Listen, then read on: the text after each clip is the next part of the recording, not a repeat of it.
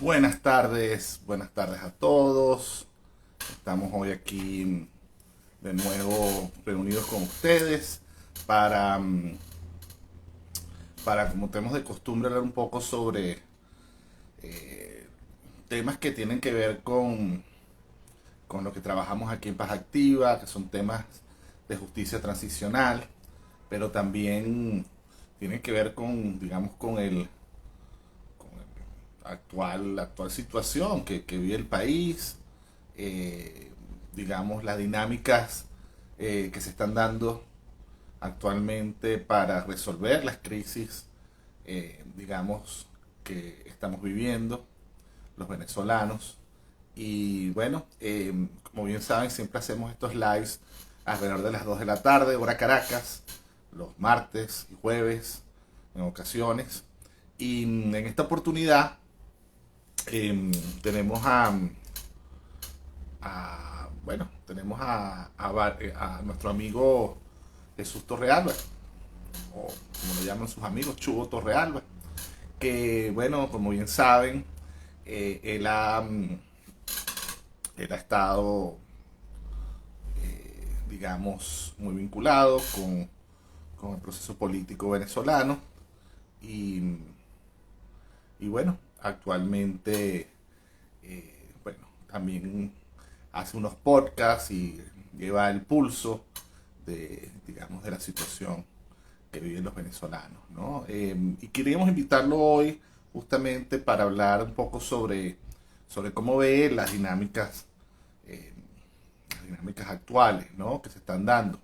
Y, y bueno, exactamente, específicamente, estas conversaciones que se dieron recientemente en México. Entonces, bueno, vamos a invitar a nuestro amigo Chugo, eh, que está ya en línea. Entonces, aquí está, de nuevo, sí. Buenas tardes, Chugo, ¿qué tal?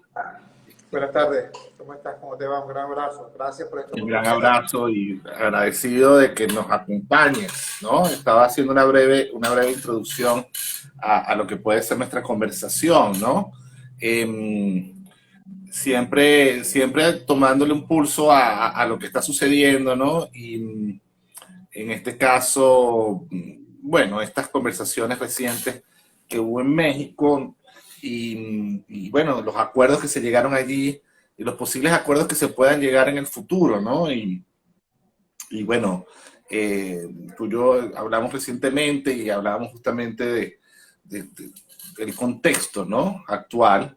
Y esta conversación tiene que ver mucho también con qué es lo que necesitamos para que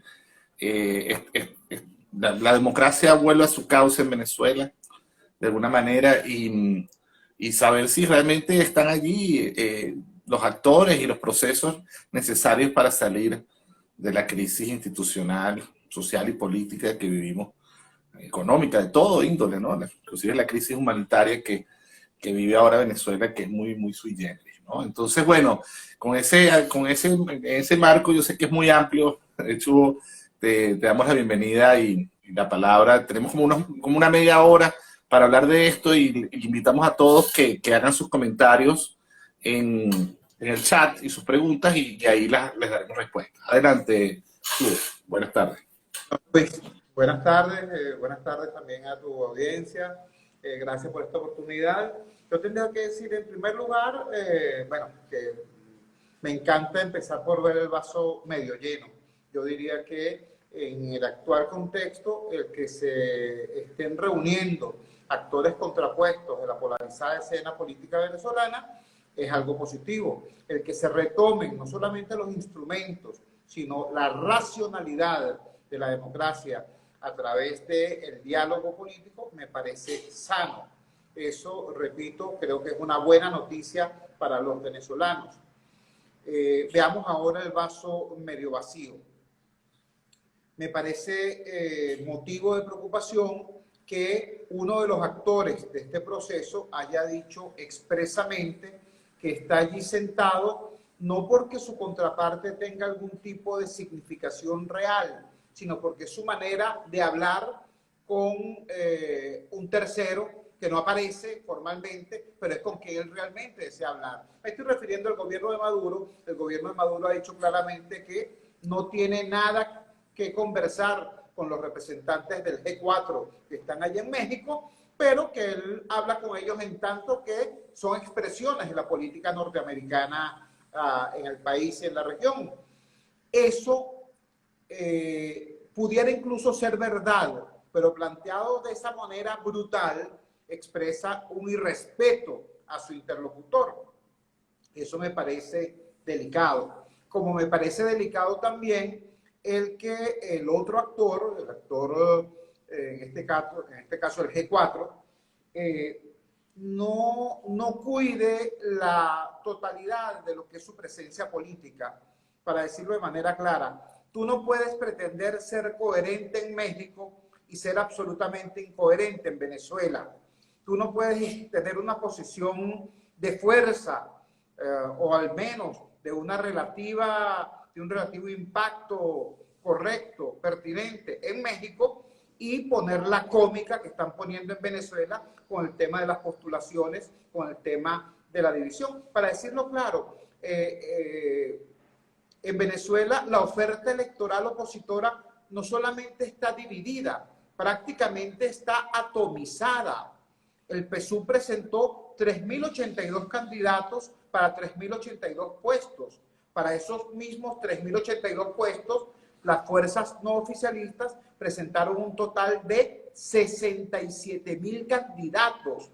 Es que parece una caricatura, parece un guión de un programa cómico. Entonces, repito, me preocupa mucho eso porque no puedes pretender tú ser coherente y poderoso en la mesa de México si eres risible y contradictorio en Venezuela, porque al final te podrá decir Jorge Rodríguez, cuando le dé su gana, bueno, ¿a quién representas tú? A ese saco de gatos que se está autodestruyendo en nuestro país. Entonces, digo, hay un vaso medio lleno. Están por fin bajando las talanqueras de la confrontación y aceptando que deben conversar. Eso es positivo. Hay un vaso medio vacío, que son estas contradicciones de los dos actores. Creo que tenemos entonces que plantearnos nosotros como sociedad, nosotros como ciudadanos, por qué esos actores pueden ser impunemente incoherentes, impunemente lesivos en su accionar al interés nacional. Bueno, una de las explicaciones es que la sociedad no le pide cuentas. Una de las razones es que nosotros hemos sido fan de uno o detractor de otro, pero no hemos sido ciudadanos, no le hemos exigido a la clase política que presente resultados, que asuma responsabilidades. Y yo creo que ese es nuestro papel. La mejor contribución que podemos dar al proceso de diálogo político es exigir con firmeza y con claridad que sea asumido desde el respeto al interlocutor que está en la mesa, que no es audiencia, que es ciudadanía. Entonces, pasar de ser audiencia a ser ciudadanía es un trabajo nuestro. Eso no depende de cómo nos trate el gobierno o cómo nos trate la oposición. Esa sería la primera reflexión. Fíjate, decías tú, Chugo, que esas personas que están ahí hablando, primeramente representan a todos los actores de la sociedad. Pareciera que no es así, ¿no? Por esa, digamos, heterogeneidad que tú has claramente expresado justamente en ese accionar de presentar, bueno, esa cantidad inmensa de candidatos a los procesos y no parece unificado y no parece que los actores que están allí representen a todos, digamos, a todos los sectores digamos, de esa inmensa mayoría de oposición, porque claramente es mayoría. Te pregunto esto y además te pregunto si claramente tú dices, bueno, la parte, digamos, llena, o mitad llena es que están reunidos. ¿Es este el camino? ¿Va a haber más representatividad? ¿Vamos a ser más coherentes? Y bueno, sí, ¿cuál sería digamos, el mecanismo por el cual nos haríamos ciudadanos o nos presentaríamos como un ciudadano exigiendo a esa clase política resultados? Bueno, yo creo que hay algunas ventanas que se pueden aprovechar. Cuando en el memorándum de entendimiento las partes convienen en la posibilidad de adelantar acuerdos parciales, acuerdos tempranos sobre aspectos concretos, están abriendo una rendija para que la ciudadanía ejerza presión y diga, ok, el centro del debate que ustedes están planteando es la agenda político-institucional. De hecho, del memorándum de entendimiento de 7.6 tienen que ver con el tema político-institucional, pero hay temas de la agenda social, hay temas de la agenda humanitaria, hay temas de la agenda económica, que desde la perspectiva de los ciudadanos son temas impostergables, y esos temas tienen que ser no solamente debatidos, sino atendidos y objeto de propuestas concretas de acción, de políticas públicas que los atiendan. Eso, presionar en ese sentido, y cuando digo presionar no me refiero a interferir o sabotear, me refiero a hacer uso del legítimo derecho ciudadano de ejercer presión constructiva en función de aquello que nos es urgente, de aquello que nos es importante. Entonces, creo que hubo una primera luz en ese sentido. Se producen en la segunda reunión, primera sesión de debate del proceso de negociación en México, dos acuerdos. Uno estuvo centrado en la agenda político-institucional, el tema de Guyana, pero el otro estaba centrado en la agenda social. Yo creo que ese es el camino. El país no entendería cómo pasar 6, 7, 10, 15 meses debatiendo los personajes que creen ser los hegemones de la escena política venezolana, si no se atiende el tema del Hospital JM de Los Ríos, de los pacientes trasplantados, de los niños que como pajaritos se están muriendo semana a semana. Y estoy hablando del hospital de niños porque se sabe porque queda en Caracas, pero es la misma situación de cualquier sala pediátrica de todo el país y de los centenares de miles de niños que ni siquiera llegan a ninguna sala pediátrica de ninguna ciudad venezolana. Entonces, estoy poniendo ese ejemplo, podría haber muchos otros, hay muchos otros, pero creo que el tema, repito, es no establecer, no ponernos minuciosos y exquisitos en ubicar cuál es la distancia medida en milímetros, centímetros, metros o kilómetros entre el debate de México y lo que debería ser el debate ideal. No se trata de eso. Se trata de preguntarnos a nosotros mismos, interpelarnos a nosotros mismos. ¿Qué podemos, qué debemos hacer, qué tenemos que hacer para que esa escena mexicana sea un instrumento útil para los venezolanos? Yo creo que de eso se trata, y en ese sentido ya hemos visto algunos pasos que pueden ser auspiciosos, pero que hay que fortalecerlo, porque, y aquí vuelvo a introducir un segundo elemento autocrítico, tenemos que reconocer que la sociedad civil venezolana tiene poca experiencia en el desarrollo autónomo de su discurso y de su accionar. Siempre nos hemos conducido como satélites, bien sea de la agenda de los partidos de oposición o en algunos otros casos de la agenda oficialista. Creo que llegó el momento de entender y de asumir no solamente que nos corresponde por definición otro papel, el papel de tercer sector, sino que además el accionar del oficialismo y el accionar de la oposición nos hace obligante el tener un posicionamiento autónomo, porque ninguna de las dos agendas tiene que ver con las necesidades reales del país. Muy interesante lo que ahí señalas. Claro, Paz Activa también, como sociedad civil, nosotros estamos haciendo, digamos, esta iniciativa de justicia transicional que creemos que es parte de un aporte que debemos hacer y un ejercicio para entender que especialmente en estos casos donde tú bien lo has dicho, digamos, las necesidades sociales más más imperiosas, ¿no? Donde se necesitan respuestas de muchos tipos, ¿no? Y es parte de esa crisis humanitaria.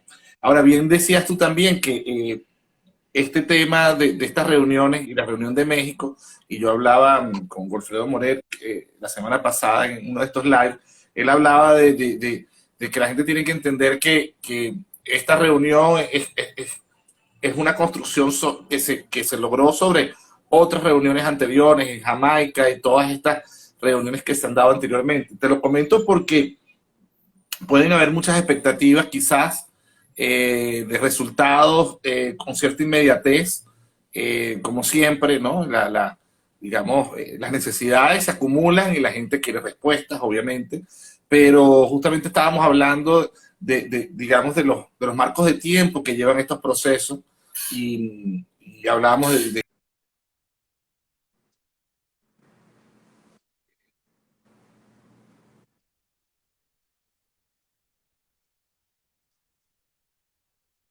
a tocar públicamente y no en estos casos. Pero esa es la pregunta, que ¿cómo lo ves tú en marcos de tiempo? ¿Qué puede esperar las personas al corto, mediano y largo?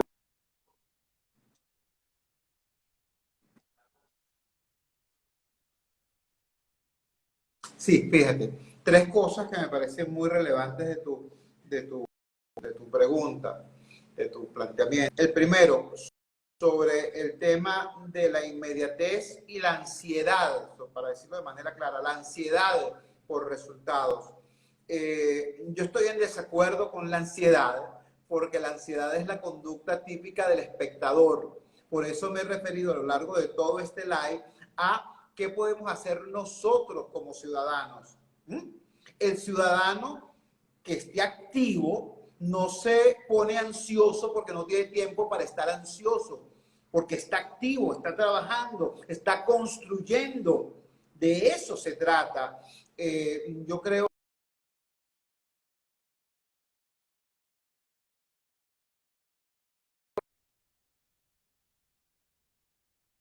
el inmediatismo. Hubo unos políticos irresponsables que hace 5 años dijeron, bueno, ganamos las elecciones parlamentarias, el gobierno está caído, nosotros vamos a salir de lo que resta del gobierno en 6 días, 6 semanas, 6 meses. Y empezaron esa carrera loca por vender humo. Sí, el inmediatismo es un morbo terrible y siempre quienes lo han criticado se han referido al vicio de la oferta inmediatista por parte del político irresponsable. Pero, repito, tenemos que reflexionar nosotros como ciudadanos y entender que hubo políticos vendiendo inmediatismo porque había una ciudadanía que lo compraba, que lo aplaudía, que se montaba en el carruaje de la ilusión de manera absolutamente acrítica y que después de cierto tiempo, al no tener un resultado, entonces en vez de ver qué errores había cometido esa propia ciudadanía en la construcción de sus ilusiones, entonces agarraba al político que le había ofertado humo y lo destruía, ¿no? Entonces así fue como Leopoldo López alguna vez fue héroe para algunos y después fue villano para muchos. Lo mismo pasó con Capriles. No te quiero contar los niveles de descrédito que tiene hoy Juan Guaidó. Es cierto, ofrecieron en su momento resultados inalcanzables, ofrecieron en su momento planteamientos inmediatistas, pero reconozcamos nosotros como ciudadanos que ellos ofrecieron eso porque nosotros como ciudadanos, no yo en particular, no tú, pero en general la ciudadanía compraba esa mercancía adulterada del inmediatismo. Entonces, vamos a plantearnos eso en primer lugar y entender que este proceso puede tener victorias tempranas, pero no va a tener un resultado global a corto plazo.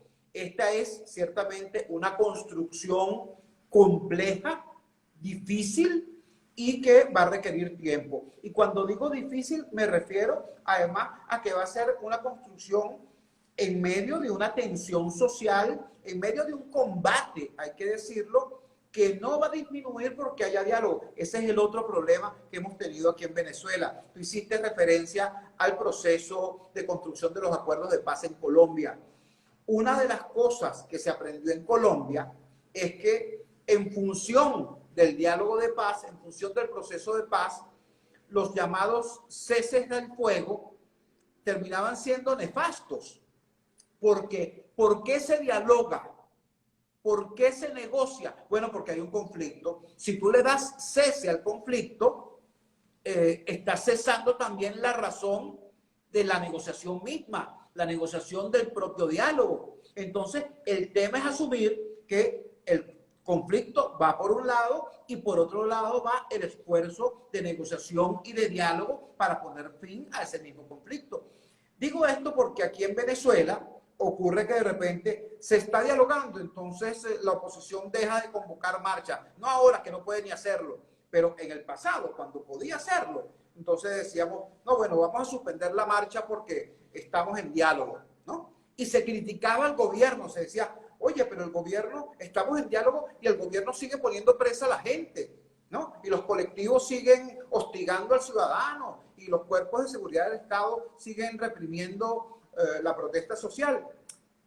Tenemos que entender que así son las cosas y así va a seguir siendo. Haya o no diálogo, aquí hay un conflicto, aquí hay una tensión y esa tensión tiene que expresarse para que precisamente esté vigente, patente, urgente la necesidad de acelerar y hacer más sólidos los espacios de diálogo y negociación. Finalmente, sobre este tema, tú pusiste un ejemplo protuberante, tremendamente importante, de un área donde el accionar ciudadano tiene que reclamar espacio y atención, que es el tema de la justicia transicional. Vamos a decirlo con absoluta claridad.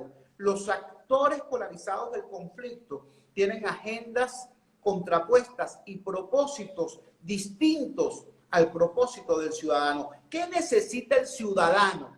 El ciudadano necesita paz y paz estable y duradera. Eso significa paz con justicia. Ahora bien, ¿qué quiere el gobierno? El gobierno quiere impunidad. ¿Qué quiere cierta oposición? Cierta oposición lo que quiere es venganza.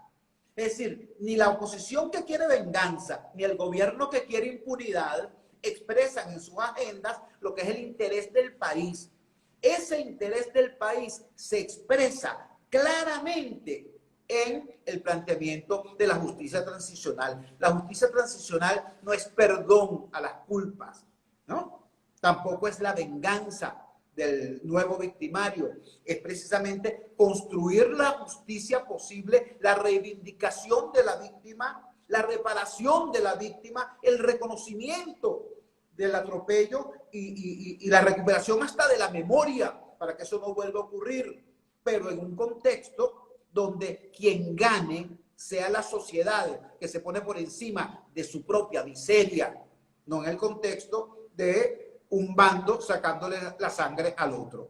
Entonces, creo que has puesto un ejemplo estupendo. Ese es un área donde el interés del común tiene que ser asumido y defendido frente a los espejitos que ofrecen las agendas polarizadas.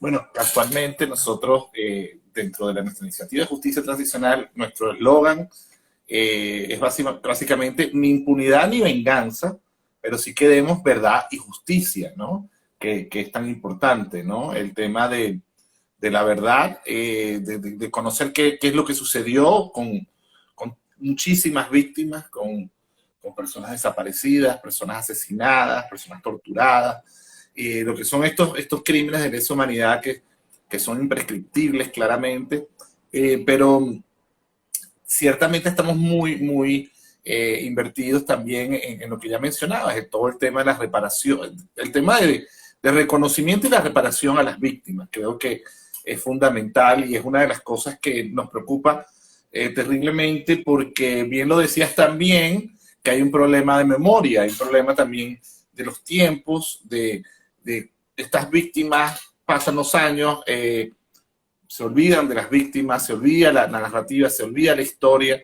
y es uno de los trabajos que creo que desde la sociedad civil estamos haciendo de forma muy consciente, ¿no? De salvaguardar esa memoria de las víctimas para poder ulteriormente llevarles verdad y justicia. Ahora, justamente en esa parte, y tú lo decías, que claramente los actores no tienen la misma agenda que los ciudadanos. Los ciudadanos, tú bien lo decías, quieren todas estas cosas que ofrece justamente la justicia transicional, que habla primeramente de verdad, luego de justicia, viene la reparación y la restauración justamente inclusive de muchos de estos derechos conculcados por la falta, por el déficit democrático que vivimos actualmente, y ulteriormente la memoria histórica, ¿no? No olvidarnos de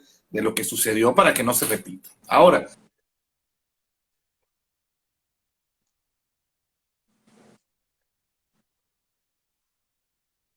yo no sé si eso va a quedar al final de la agenda, pero ¿cómo lo ves tú?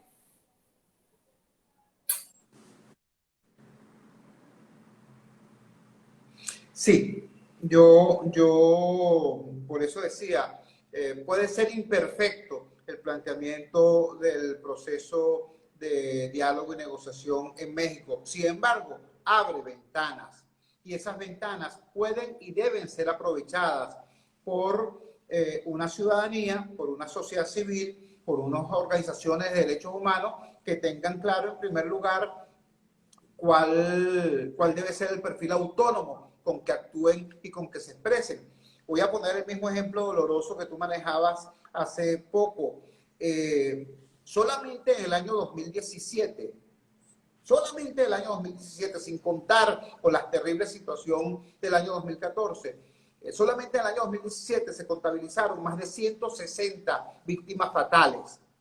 Por supuesto, todas o casi todas esas víctimas fatales están referidas al accionar criminal de elementos de los cuerpos de seguridad del Estado o de elementos de los grupos irregulares paramilitares mal llamados colectivos. Eso es absolutamente, eso no es una opinión, eso es un hecho. Pero también hay que recordar que ese accionar criminal de esos grupos se produjo en el contexto de una estrategia absolutamente equivocada, estimulada, dirigida por factores de la oposición. Entonces, ahí hay un conjunto de responsabilidades. Son distintas, pero son responsabilidades en relación a eso. Y entonces a ninguno de esos actores le interesa en realidad establecer esas responsabilidades. Voy a decirlo de una manera dura, pero exacta. De esos 162 jóvenes venezolanos que dejaron su sangre en el asfalto, ¿cuántos nombres son hoy recordados? 1, 2, 10. ¿Cuántos? Bueno, eso ocurre porque hay seguramente un gobierno que no le interesa que se recuerden a las víctimas, porque eso además recuerda su responsabilidad en materia de reparación y reivindicación de esa víctima y de los sobrevivientes. Pero resulta que los elementos que convocaron a esas manifestaciones, que organizaron esa manera de entender en ese momento la lucha, de manera que hoy se ve, se evalúa como claramente equivocada. Bueno, pero tampoco están interesados. Porque eso implicaría asumir frente al país, ¿no? Ciertamente las magnitudes terribles de un error que no solamente fue un error de apreciación política, sino que fue un error que terminó costando sangre. Bueno, ese es el problema de ellos. ¿Cuál es el problema nuestro como ciudadanos? El problema nuestro como ciudadanos es, para decirlo de manera muy clara, calidad de vida. Aquí no va a haber calidad de vida en tanto no haya productividad. Aquí no va a haber productividad si no hay paz social. Y no va a haber paz social en tanto y en cuanto este país no se reinstitucionalice, por un lado, y por otro lado, no se reestimule la cultura de paz.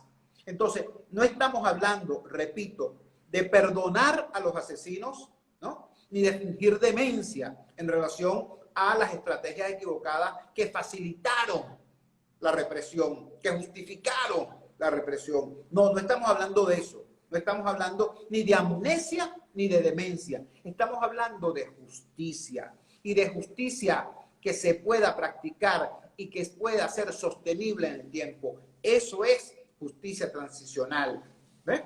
Y por eso digo, quienes pueden comprometerse a fondo con ese planteamiento hoy somos los actores de la sociedad civil, no los actores que tienen que rendir cuentas históricas y que no están demasiado interesados en hacerlo.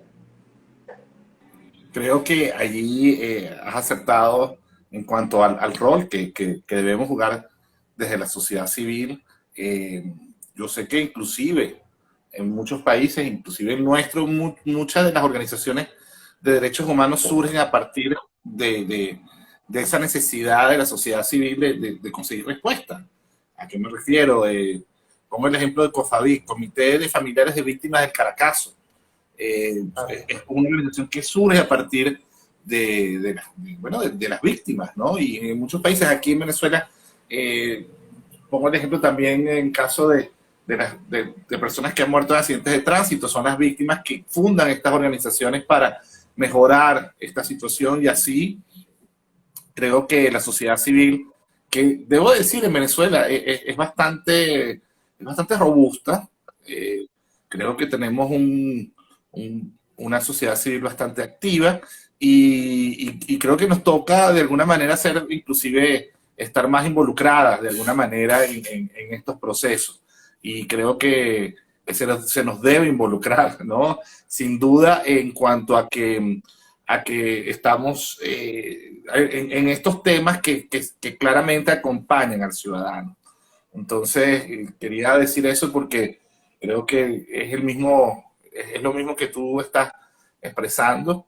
Y bueno, para ir terminando ya, no tenemos mayores preguntas, pero creo que ha sido muy interesante. ¿Qué le puedes decir cerrando ya a todos los que nos escuchan, especialmente a esa diáspora, ¿no? Yo creo que hay un tema allí de cómo se perciben las cosas los que vivimos en Venezuela, y cómo perciben las cosas los venezolanos que lamentablemente tuvieron que abandonar el país, obligados en muchos casos. Cuéntanos cómo cuál sería el mensaje para ellos. Bueno, bueno, te agradezco de verdad la invitación, agradezco a todos los que se conectaron, que tuvieron la paciencia y la generosidad de escucharnos. Serían dos reflexiones. Una, para quienes estamos acá adentro, ¿no? En el país, una palabra de aliento. Yo creo que es demasiado importante lo que está ocurriendo con las organizaciones de defensa de los derechos humanos y con las demás organizaciones de la sociedad civil. Las organizaciones de defensa de los derechos humanos, como Paz Activa, como muchas otras, han mantenido siempre claridad en lo que es su perfil de autonomía. Han tenido una resistencia, yo diría, genética a la intención de cualquier actor de manipularlos o de colocarlos en un determinado bando. Eso ha sido muy importante por parte de los defensores de derechos humanos y otros actores de la sociedad civil. Hemos venido cobrando conciencia de esa necesidad, y por eso es que hoy, por ejemplo, la Conferencia Episcopal Venezolana tiene cada vez más evidente autonomía. Todos los documentos de la Conferencia Episcopal Venezolana de los últimos 3 años expresan una condena clara al gobierno y una crítica poderosa al accionar de la oposición. Y no es porque estén jugando a centrear, no, es porque estar desde la gente, eso es lo que genera y lo que obliga. Lo mismo podemos observar, por ejemplo, en lo que es el discurso y el accionar de Fedecámaras.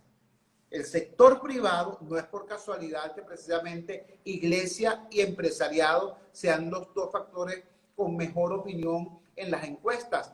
El empresariado venezolano ha cobrado conciencia de esa necesidad de autonomía frente a las agendas tanto del gobierno como de las direcciones partidistas de la oposición. Eso ha tenido un costo. El país vio, por ejemplo, cómo a partir de la instalación de la 77 Asamblea Anual de Fede Cámaras, sectores de oposición intentaron desprestigiar a Fede Cámaras porque habían invitado a un representante del oficialismo a su asamblea. Y resulta que ahora quienes criticaron a los empresarios por eso están sentados con el gobierno en México. Yo creo que esa es la mejor manera de entender lo pertinente, lo correcto, lo justo del accionar autónomo de Fede Cámaras. Y en la sociedad civil es clara también la actitud de actores como el Foro Cívico de Venezuela, como el Radar de los Barrios, como muchas otras organizaciones que son también claramente opositoras al proyecto autoritario, pero también claramente críticas frente a la actuación incoherente del liderazgo opositor.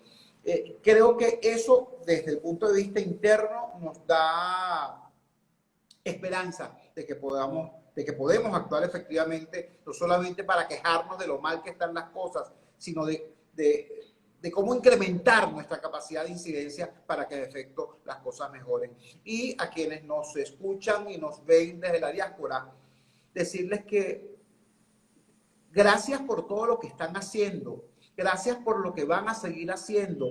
La realidad del país cambió y quienes están en el exterior con su lucha, con su trabajo, con su sobrevivencia y con sus éxitos, con sus aprendizajes, son parte fundamental de ese nuevo perfil de Venezuela de cara al siglo XXI. Les voy a poner un ejemplo sencillo. El poderoso lobby judío que está en Nueva York está haciendo por el Estado de Israel muchísimo más que si se hubieran ido todos a un kibutz en suelo israelí. Allí donde están haciendo un aporte fundamental desde el punto de vista económico, desde el punto de vista político, desde el punto de vista cultural, en función de la causa del Estado israelí y del pueblo judío. Bueno, mala la comparación, algo así está pasando ya con la diáspora venezolana. El éxito de quienes, el trabajo, el aprendizaje, los reveses también de quienes están en la diáspora, forman parte del proceso de enriquecimiento y de fortalecimiento del pueblo venezolano, de la ciudadanía venezolana. Así que nadie se sienta mal. Todos estamos desde distintas perspectivas, pero en una lucha que nos es común. El rescate de Venezuela no se circunscribe a lo que ocurre dentro de nuestra frontera. El rescate de Venezuela es hoy una lucha global, porque global es la presencia de la diáspora venezolana. Muchísimas gracias, Luis, por la invitación. Gran saludo. Gracias, Chugo. Bueno, les recuerdes a todos tus redes sociales y a qué hora te pueden ver en la mañana muy temprano, por favor. Bueno, me pueden seguir por @ChugoTorrealba en Twitter, por Chugo Torrealba en Instagram, igualmente en Facebook. Me pueden encontrar a las 8 de la noche todos los días por los 670M de Radio Rumbos. Perdón, no todos los días, de martes a viernes. De martes a viernes a las 8, de 8 a 9 de la noche en Radio Rumbos por los 670M. Y también siempre transmitimos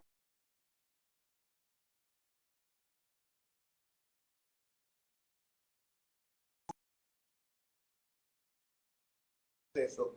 Se me está metiendo una llamada aquí. Bueno, de nuevo, gracias por tu tiempo, Chugo. Y bueno, les recuerdo a todos que nos sigan a nosotros por nuestras redes, @pazactiva. Y por supuesto, bueno, nuestra página web que trabajamos todos estos temas.